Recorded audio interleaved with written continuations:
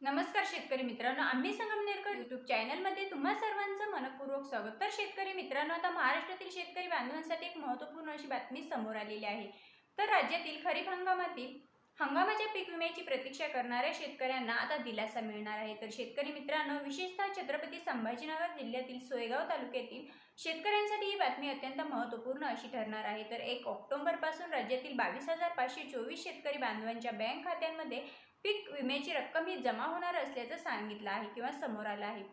मित्रांनो, आता पीक विमा कंपनीने या प्रक्रियेमध्ये काही महत्त्वपूर्ण असे निर्णय घेतले आहे। पहिल्या टप्प्यामध्ये ऑनलाईन तक्रारी नोंदवलेल्या 22,524 शेतकरी बांधवांच्या खात्यामध्ये किंवा शेतकरी बांधवांचा यामध्ये समावेश करण्यात आलेला आहे। तर यामागची जी कारणं आहेत तर ती अनेक कारणं आहेत।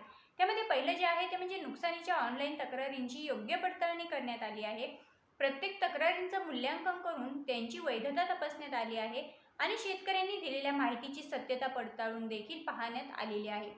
मित्रांनो, आता काही शेतकऱ्यांना या योजनेतून वगळण्यातही आलेलं आहे। त्यामध्ये त्यामागची काही कारणे आहेत। त्यामध्ये एकाच गटात 2 पेक्षा अधिक शेतकरी असलेल्या सामाजिक क्षेत्रातील अर्ज हे गट करण्यात आलेले आहे, म्हणजे त्यांना गटातून वगळण्यात आलेलं आहे। त्यानंतर पूर्वसंमती पत्र ज्या शेतकरी बांधवांनी दिलेलं नाही त्या शेतकरी बांधवांना सुद्धा यामधून वगळण्यात आलेलं आहे आणि महसूल विभागाच्या पीक फेरा अहवालानुसार सोयाबीन क्षेत्राची लागवड नसलेल्या शेतकरी बांधवांना सुद्धा यामधून वगळण्यात आलेलं आहे। त्यानंतर 72 तासाच्या आतमध्ये ऑनलाईन तक्रार ज्या शेतकरी बांधवांनी नोंदवलेली नाही तर अशा शेतकरी बांधवांना सुद्धा यामधून वगळण्यात आलेलं आहे।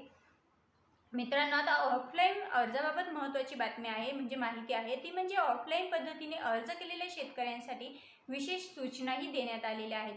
त्यामध्ये खरीप हंगामाच्या पीक विम्यासाठी दुसऱ्या टप्प्यात अर्ज करावा। मे महिन्याच्या शेवटी किंवा जून महिन्याच्या पहिल्या आठवड्यापर्यंत काही शेतकरी बांधवांनी अर्जही सादर केलेले आहेत, तर सर्व आवश्यक कागदपत्रांची पूर्तताही करणं आवश्यक आहे। तर मित्रांनो, आता नैसर्गिक आपत्तींमुळे शेतकऱ्यांचं मोठ्या प्रमाणावरती नुकसान झालेलं आहे आणि त्यांच्यासमोर आता प्रमुख समस्या आहे त्या म्हणजे शेतीसाठी केलेला खर्च हा वसूल होत नाहीये।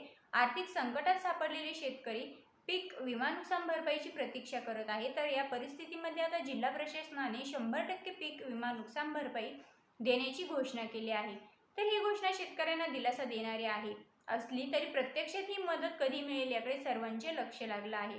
तर या प्रक्रियेमध्ये पारदर्शकता वाढवणं गरजेचं आहे। ऑनलाईन आणि ऑफलाईन अर्जांची प्रक्रिया ही सुलभही करणे गरजेचं आहे। तसेच शेतकऱ्यांना वेळेत मदत मिळते की नाही याचीही खात्री करणे गरजेचे आहे। तसेच नुकसान भरपाईचे मूल्यांकन हे योग्य पद्धतीने करणेही गरजेचं आहे। मित्रांनो, आता ऑनलाईन पोर्टलवरती नियंत्रण तपासणी करावी, आवश्यक कागदपत्रे वेळेत सादर करावीत, पीक विमा कंपनीच्या सूचनांचे पालन करावे आणि नुकसान झाल्यानंतर आपल्या 72 तासाच्या आत आपल्या पिकाची नुकसान भरपाईची नोंद ही शेतकरी बांधवांनी करायची आहे। तर पीक विमा योजना ही शेतकऱ्यांसाठी एक महत्त्वाची सुरक्षा कवच आहे। मात्र या योजनेचा लाभ मिळवण्यासाठी शेतकऱ्यांनी सर्व नियम आणि अटींचे काटेकोरपणे पालन करणेही गरजेचं आहे। जिल्हा प्रशासन आणि पीक विमा कंपनी यांनी घेतलेले निर्णय शेतकऱ्यांच्या हिताचे असले तरी त्यांची अंमलबजावणी योग्य वेळेत आणि पारदर्शक पद्धतीने होणे ही गरजेचे आहे।